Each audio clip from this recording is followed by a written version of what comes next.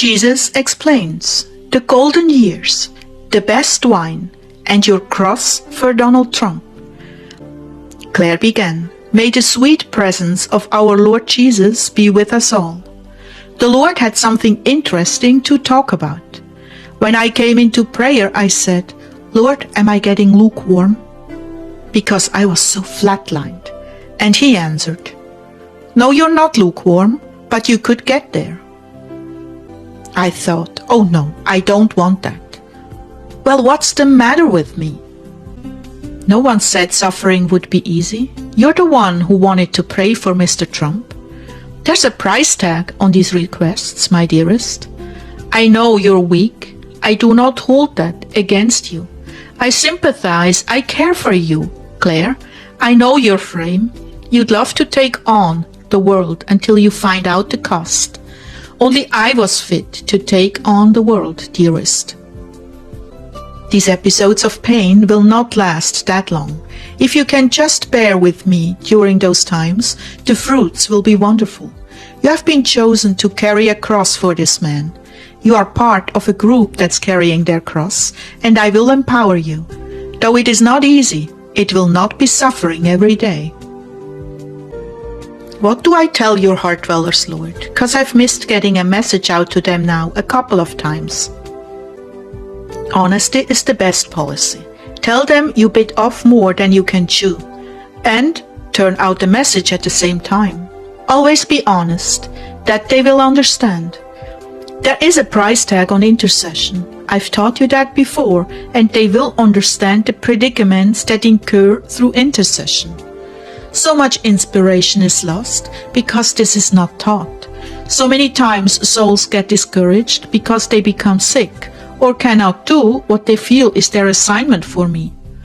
This too is a suffering in its own, right? A big suffering. Yes, I feel really bad when I miss a day or two. It's terrible.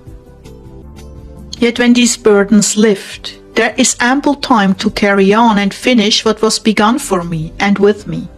Now my message tonight is about these voluntary sufferings, that there is always a cost to moving mountains.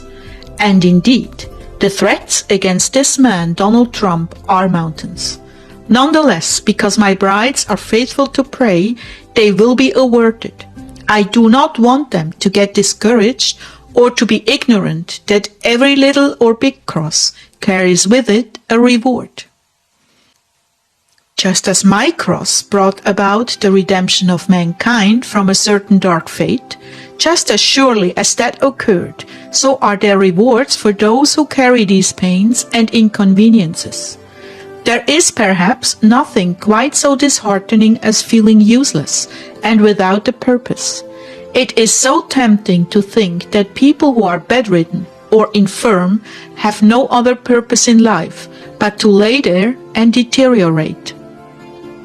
I have engineered it that the older you get, the closer you get to heaven, the busy work of daily chores is lifted from you, and others take on that burden. You in turn are left free to delve into the mysteries and beauties of my inscrutable will and a relationship with me that is deeper than ever before. How beautiful it is to have so much time free for me. Yet so few understand the later years of their lives. Many times they are caught up in the discouragement of their failures and cannot see beyond the past. A little healthy conviction is a good thing, but being pounded with so-called worthlessness every day is not from me. Rather, now you have the faculties and time to look upon the world as one who is no longer striving in it. From this viewpoint, you can pray for your children and those around you. Finally, you see life as it is. You see vanity and the chasing after the wind, and how very fickle the lust for things, status, and beauty truly are.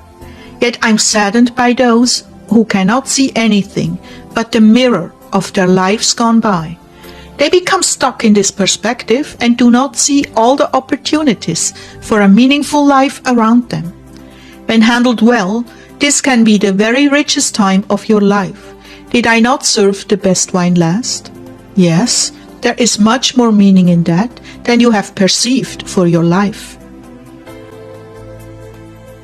Some of you, my brides, have taken on the world's dead-end view of your later years rather than seeing it as a golden opportunity to serve me. How wonderful it is to receive a commission from heaven when the wisdom of years is at its height. I do so want you to understand how powerful you are now. It's not like it was when you were younger and so enveloped in the world's activities. Now you have the opportunity to back away from the demands of others, to take on assignments from heaven. Now you have more power and ability to affect others than ever in your lives. You are far from useless. Again, Satan has relegated those last years to being a waste of time and money for the more productive people in society, because you are very threatening. Your experience and ability to size up situations is very threatening, and the best way to keep you from exercising that talent is to convince you that you're useless. Does my word not state that wisdom is with age? Now you have graduated to a life beyond busyness and now are equipped to intercede and dispense wisdom to the younger generation.